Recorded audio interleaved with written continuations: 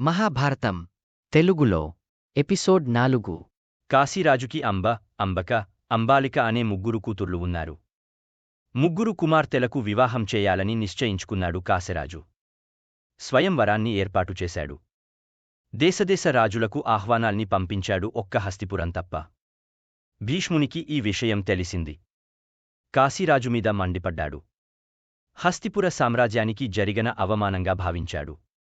సారథిని పలిచి రథం సిద్ధంచేయమని చెప్పి సత్యవతిదేవి అనుమతితో కాశీరాజ్యానికి ప్రయాణమయ్యాడు. వివిధ దేశాల రాజుల సమక్షమంలో కాశీరాజు పుత్రికల స్వయంవరం ప్రారంభం కాబోతుండగా భీష్ముడు ధనుర్బాణలతో స్వయంవర మండపానికి మధ్యగా వచ్చి నిల్చున్నాడు. రాజులనందరినీ తేరిపార చూస్తూ, నేను సంతన కుమారుడ్ని, హస్తినాపుర సామ్రాజ్య సంరక్షకుడనైన నేను నా తమ్మునికోసం ఈ ముగ్గురు కన్యల్ని తీసుకెళుతున్నాను. క్షత్రియులకు ధర్మమైన రాక్షస విధితో ఈ ముగ్గురు కన్యలను చెరబడుతున్నాను. దమ్ములున్న వీరులు మీలో ఎవరైనా ఉంటే నాతో పోరాడి నన్ను గెలిచి ఈ కన్యలను విడిపించుకోండి అన్నాడు భీష్ముడు.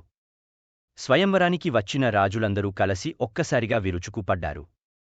కాని భీష్ముని బాణాల దెబ్బకు నిలువలేక పారిపోయారు. అంబక, అంబాలకల్ని తీసుకుని రథమెక్కి హస్తినాపురానికి బయలుదేరాడు. మార్గ మధ్యంలో అంబను ప్రేమించిన సాల్వరాజు భీష్ముడిని ఎదిరించాడు. తనకున్న శక్తినంతా కూడా తీసుకుని భీష్ముడితో యుద్ధం చేశాడు. కాని ఎంతోసేపు భీష్ముని ముందు నిలువలేకపోయాడు. సిగ్గుతో తలవంచుకొని వెళ్ళిపోయాడు సాల్వరాజు. క్షత్రియోచిత పరాక్రమంతో కాశీరాజు కుమార్తెలను గెల్చుకొని వచ్చి తల్లి సత్యవతిదేవి ముందు నిలబెట్టాడు. ముగ్గురులోనూ పెద్దదైన అంబ సత్యవతిదేవి కాళ్లమీద పడి ఏడ్చింది. అమ్మా, ఏ నాటినుండో నేను సాల్వరాజును ప్రేమిస్తున్నాను. ఈ విషయం నా తండ్రికి కూడా తెలుసు. స్వయంవరంలో సాల్వరాజును వరించటానికి నా తండ్రి అనుమతించాడు కూడా. మానసికంగా మా ఇద్దరికీ ఏనాడో వివాహం జరిగపోయింది. నాకు మనసులేని ఈ వివాహం వద్దు. నన్ను సాల్వుని వద్దకు పంపించమని మీ కుమారునితో చెప్పండి. నన్ను రక్షించండి అంటూ కంటికి మింటికి ఏకధారగా కన్నీరు పెడుతూ ఏడ్చింది అంబ. అంబ మనసు తెలుసుకున్న భీష్ముడు ఎంతో బాధ చెందాడు. దాసీ జనాన్ని తోడుగా ఇచ్చి సాదరంగా సాల్వుని వద్దకు పంపించాడు. అంబాలకలతో విచిత్ర వీరుని వివాహం జరిగపోయింది.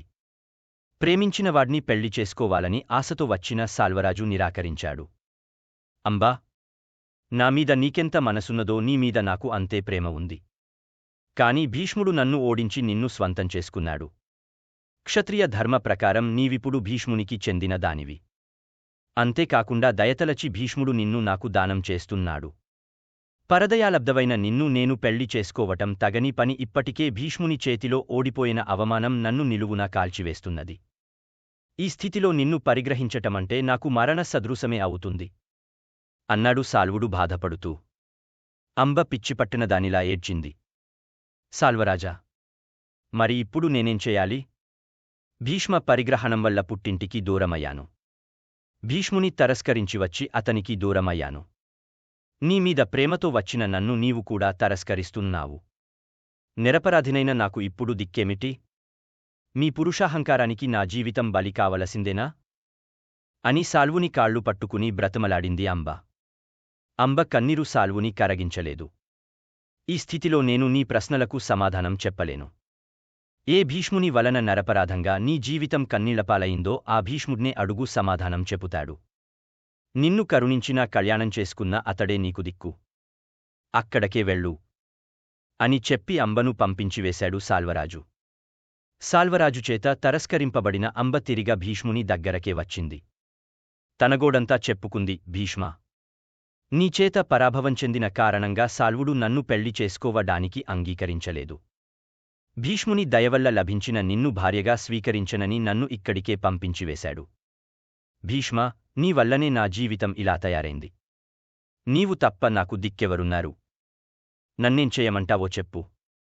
సాల్వునికి చెప్పి ఒప్పించనా? ఏ పరిస్థితిలోనూ సాల్వుడు నన్ను అంగీకరించడు. అంబా, నిన్న స్వయంవరాన్నుండి ఎత్తుకు వచ్చాను.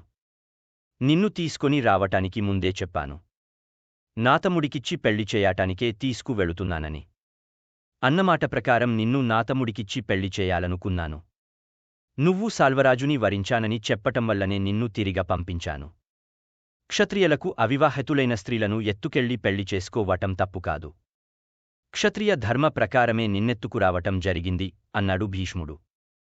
సమస్త ధర్మాలు తెలిసిన వాడివన్న నమ్మకంతోనే మరలా నీ దగ్గరకు వచ్చాను. ఎలాగైనా నా జీవితాన్ని ఒక దారి చెయ్యి, నమస్కరించింది అంబ. ఏం చేయమంటావో చెప్పు. భీష్మ న్యాయ ప్రకారమే చేశావో, క్షత్రియ ధర్మంతో చేశావో నా జీవిత దుర్దశకు కారణం మాత్రం నీవే కదా. నీ వల్ల జరిగిన అన్యాయానికి నీవే బాధ్యుడవు. కాబట్టి నన్ను నీవే వివాహం చేసుకోవాలి. అంబా, నివ్వెరపోయాడు భీష్ముడు. ఇది నాకు తెలిసిన ధర్మం భీష్మ. నేను ఆజన్మ బ్రహ్మచారినని నీకు తెలియదా? నీ ప్రతిజ్ఞ కోసం నా జీవితం కారు చీకటి చేస్తావా? నీ తలరాతకు నన్ను బాధ్యుడ్ని చేస్తున్నావంతే. కాదు భీష్మ, మహాపరాక్రమశాలనన్న గర్వంతో, నేను ఆడదాని నన్న తృణీకారంతో, ఏమి చేయలేని అబలనన్న తేలిక భావంతో మాట్లాడుతున్నావంతే. అంబా, ఈ సృష్టిలోని ప్రతాడది నాకు పూజ్యురాలే. స్త్రీని తల్లిగా మాత్రమే చూడగల వ్రతం నాది. నీవు కూడా స్త్రీవన్న గౌరవంతోనే ఇంతసేపు మాట్లాడాను. నా ఉదాసీనతను తేలికతనంగా నీవనుకుంటే వెంటనే ఇక్కడ నుండి వెళ్ళిపో. విసుక్కున్నాడు భీష్ముడు. ఇదే నీ చివరి అభిప్రాయమా? అవును. ప్రతీకారం నిండిన మనస్తో అంతఃపురం నుండి బయటకు వచ్చింది అంబ. భీష్ముడిని దారికి తీసుకువచ్చే మార్గం కోసం ఆలోచించింది. భీష్ముడి శక్తి పరాక్రమాలు ఎంతటివో ఆనాటి తన స్వయంవరంలో స్వయంగా చూచింది. ఆలోచనామగ్న అయింది అంబ. సరిగ్గా అదే సమయంలో భీష్ముడి గురువైన పరశురాముడు గుర్తుకు వచ్చాడు. వెంటనే భార్గవాశ్రమానికి బయలుదేరి వెళ్ళింది. అంబ కన్నీటిగాథను విన్న పరశురాముడు అభయహస్తమిచ్చి శిష్యుడైన భీష్మునికి వెంటనే రమ్మని వర్తమానం పంపాడు. గురువుగారి కబురందిన వెంటనే బయలుదేరి వచ్చాడు భీష్ముడు.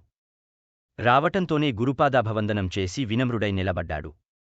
భీష్ముని భక్తి భావానికి సంతసిల్లాడు భార్గవుడు. భీష్మా, కారణ నిమిత్తమై నీకు కబురు చేశాను. కాశీరాజు పెద్ద కూతురు అంబ నా ఆశ్రయం కోరివచ్చింది. నీవు నా శిష్యుడవన్న నమ్మకంతో ఆమెకు అభయమిచ్చాను. ధర్మపరుడవు, నీతినెరిగనవాడవు.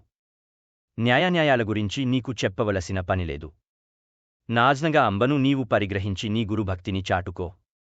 గురువర్యా, మీ నీడలో పెరిగపెద్దవాడనై మీ వద్ద అస్త్రవిద్యలు నేర్చుకున్నాను. పితృసమానులైన మీ మాటను కాదనగల ధైర్యం ఈ భీష్మునికి లేదు. కాని నా గురించి మీకు తెలియదా? నేను బ్రహ్మచర్యవ్రతం తీసుకొన్నానని మీరెరుగరా? చేసిన ప్రతిజ్ఞ మరచి స్త్రీ సుఖం కోసం భీష్ముడు నియమం తప్పాడని లోకమంతా నిందించడం మీ శిష్యునిగా నాకు మాత్రం మంచిదా? నేను చేయని అపరాధానికి నన్ను బాధ్యుడ్ని చేస్తారా గురువర్యా? నిన్ను పలువనంపింది న్యాయ విచారణకు కాదు. నా మాట వింటావని, అంబని పరిగ్రహిస్తావని. కన్న తండ్రికోసం జన్మనిచ్చిన తల్లినే గొడ్డలికి ఆహుతి చేసిన నీ శిష్యుడ్ని గురుదేవా. నేను కూడా కన్న తండ్రికోసం శపథం చేసినవాడిని.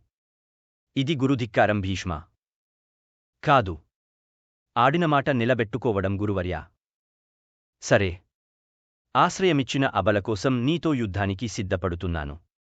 నాతో యుద్ధం చేసి నీ ప్రతిజ్ఞ నిలబెట్టుకో అన్నాడు పరశురాముడు కోపంగా. మీరు తప్పదంటేనే మీతో యుద్ధం చేస్తాను అన్నాడు భీష్ముడు వినయంగా. సరే, పద. యుద్ధానికి సిద్ధంగా నిల్చున్నాడు భార్గవరాముడు. భీష్ముడు గురువుగారి పాదాలకు నమస్కరించాడు. ధనుర్బాణాల్ని తీసుకొని నిలబడ్డాడు. గురువర్యా, మీరు ఆజ్ఞాపిస్తేనే బాణాన్ని సంధిస్తాను. అంతేకాదు, మొదటి బాణం కూడా మీరే వేయాలి. నమస్కరిస్తూ విన్నవించాడు భీష్ముడు. యుద్ధం మొదలైంది. ఎవరికి ఎవరూ తగ్గలేదు. దేవాసురులు సైతం గురుశిష్యుల ధర్మయుద్ధాన్ని ఆకాశం నుండి చూస్తున్నారు. ఈ విధంగా 61 రోజులు యుద్ధం జరిగింది. గెలుపు ఓటములు తేలలేదు. భార్గవుడు అంబని పిలిచాడు. అంబా, నీవే చూస్తున్నావు కదా. ఎంత కాదనుకున్నా శిష్యుడన్న ప్రేమ నాకు పోవటం లేదు. గురుభక్తిని భీష్ముడు వదలటం లేదు. ఇలా ఎన్ని సంవత్సరాలు యుద్ధం చేసినా నిష్ఫలమే. ఇక నీకు మిగిలినవాడు దేవుడొక్కడే. ఆ దేవుడినే శరణు పొందు అన్నాడు భార్గవరాముడు చేసేదేమలేక. తీరని ప్రతీకారంతో అంబ అక్కడి నుండి వెళ్ళిపోయింది. గురువుతో యుద్ధం చేయవలసి వచ్చినందుకు చింతిస్తూ భీష్ముడు అక్కడే నిలబడి ఉన్నాడు. భార్గవరాముడు భీష్ముని సమాసిస్తూ, భళా భీష్మా, యుద్ధంలో నా సమానుడవనిపించుకొన్నావు. నీ ధర్మనిష్టను అభినందిస్తున్నాను. బ్రహ్మచారివైన నీవు కర్మయోగిగా కాలంగడుపు అని ఆశీర్వదించాడు. గురుపాదాలకు నమస్కరించి రథమెక్కి హస్తినాపురం వైపుగా వెళ్ళిపోయాడు భీష్ముడు. అంబ ప్రతీకారంతో కాలిపోతూ ఉంది. భీష్ముడిని వంచటానికి మానవ బలం చాలదని పరమశివుని వరంతో త్రుంచేయాలని తపస్సుకి పూనుకుంది అంబ. ఓం నమశివాయ, ఓం నమశివాయ అంటూ ఘోర తపానికి పూనుకుంది. నిరాహారియే వాయు భక్షణతో చేసిన అంబ తపస్కి భక్తవశంకరుడైన శంకరుడు ప్రత్యక్షమయ్యాడు. ముందు నిలిచిన విశ్వనాథుని కళ్ళెత్తి చూసింది అంబ. పరమశివ, పార్వతీపతే, కైలాసవాస, శరణు శరణు అని ప్రార్థించింది. అంబా, ఏమిటి నీ కోరిక? హస్తినావతి భీష్ముడు నా జీవితాన్ని మట్టిపాలు చేశాడు. పరమాత్మా, ఆ భీష్ముడిని చంపగలిగిన వరం ప్రసాదించు అంటూ పార్వతీనాథుడ్ని వరం కోరుకొంది అంబ. అనుగ్రహిస్తున్నాను, కాని స్వచ్ఛంద మరణాన్ని వరంగా పొందినవాడు భీష్ముడు. నీ చేతిలో అతనికి మరణం సంభవించదు, కాని అతని మరణానికి నీవే కారకురాలవు కాగలవు. ఈ వరం నీకిస్తున్నాను, వచ్చే జన్మలో మాత్రమే నీకు ఈ వరం ఫలిస్తుంది అని చెప్పి అంతర్ధానమయ్యాడు భూతేశుడు. వరాన్ని పొందిన అంబ ఆనందపరవశురాలైపోయింది. నా పంతం నెరవేర్చుకుంటాను అని సంబరపడింది. ప్రక్కనే ప్రవహిస్తున్న గంగానదిలో శరస్నానం చేసింది. అడవినంతా గాలించి పుల్లలు ప్రోగుచేసి అగ్నిని పుట్టించింది. ఆ అగ్నిలోపడి మరో జన్మను పొందటానికి ఆత్మాహుతిని చేసుకొన్నది. స్త్రీ ప్రతీకారానికి పాల్పడితే ఎంతటి ఘోరానికైనా సిద్ధమే కదా. అగ్నిలో పడి ఆత్మాహుతి చెందిన అంబ పాంచాలదేశ ప్రభువు ద్రూపదరాజు భార్య కోకిలా దేవి గర్భాన పడింది. శిఖండి అనే పేరుతో జన్మించింది. తరువాత ఏం జరుగుతుంది అనేది నెక్స్ట్ ఎపిసోడ్లో చూద్దాం.